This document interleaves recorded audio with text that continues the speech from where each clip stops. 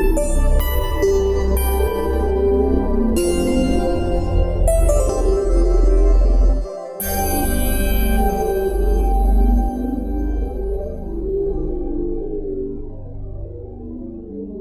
you know, it's funny because back in 1985, Mrs. Reagan we were fortunate to be able to bring her back to Hollywood. A lot of people don't know this, but she officially did not go back to Hollywood in the first 4 years of that administration as the First Lady. We were able to, through a gentleman, Lou Wasserman, who was the head of Universal Studios and MCA, who actually had been Ronald Reagan's first agent. Oh. Okay. We were able to set up one of these, you know, those Hollywood events that you hear where you raise a lot of dollars in one night and everybody from Hollywood's there, all the stars, you know. Well, we were able to bring Mrs. Reagan back to Hollywood with 1,000 people. And that particular event,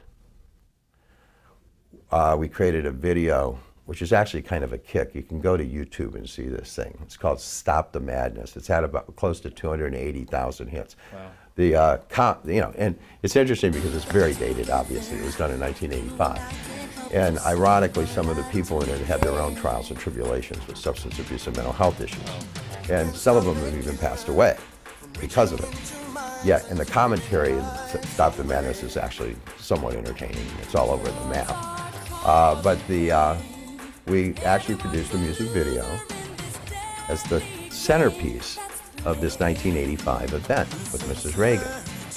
And it included a number of main talent, even today.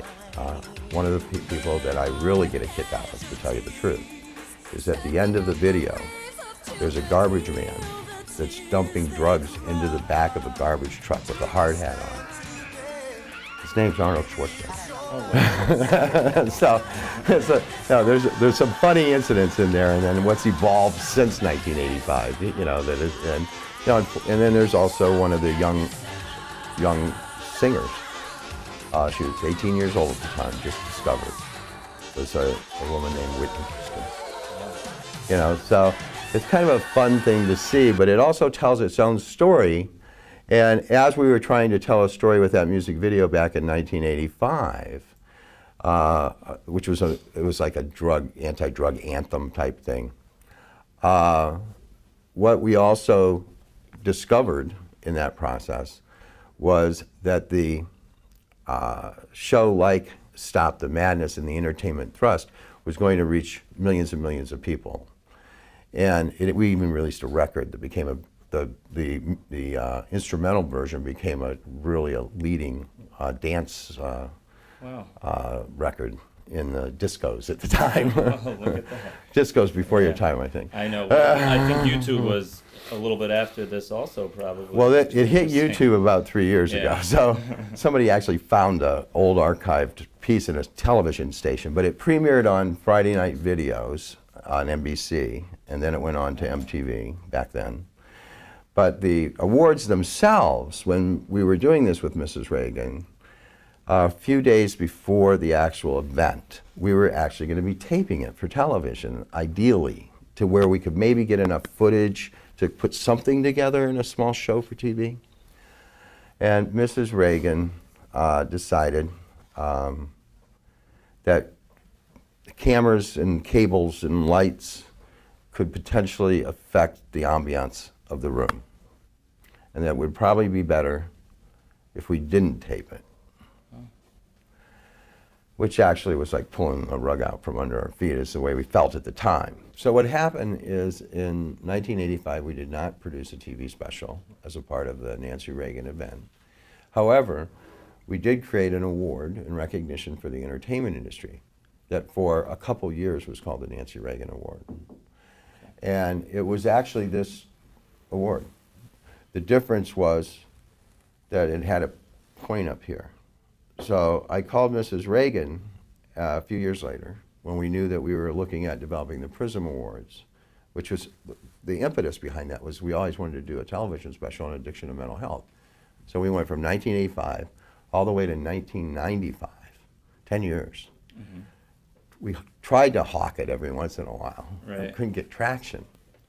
And finally, through a partnership with the National Institute on Drug Abuse and the Robert Wood Johnson Foundation, we were able to get some traction by the mid-90s. So I called Mrs. Reagan, and she said that the award was in the presidential library, but they had had an earthquake, and that it had tipped over, and that the top had broken off, but that if we would repair that Nancy Reagan Award, we could borrow it. So we borrowed it, we fixed her award, and then we said, well, we need an award for the Prism Award.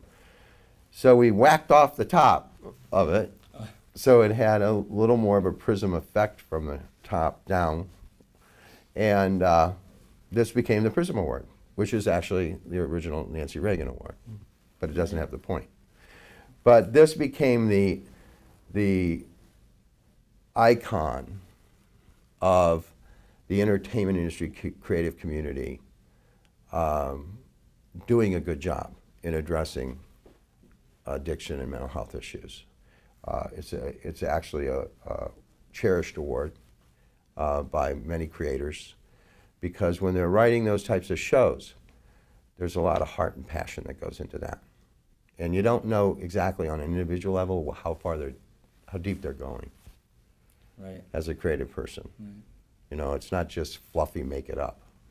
There's usually some relationship issue there that's happening as somebody may create things, or they're calling on things they've read or learned or experiences they've had in their personal life, their friends, their family.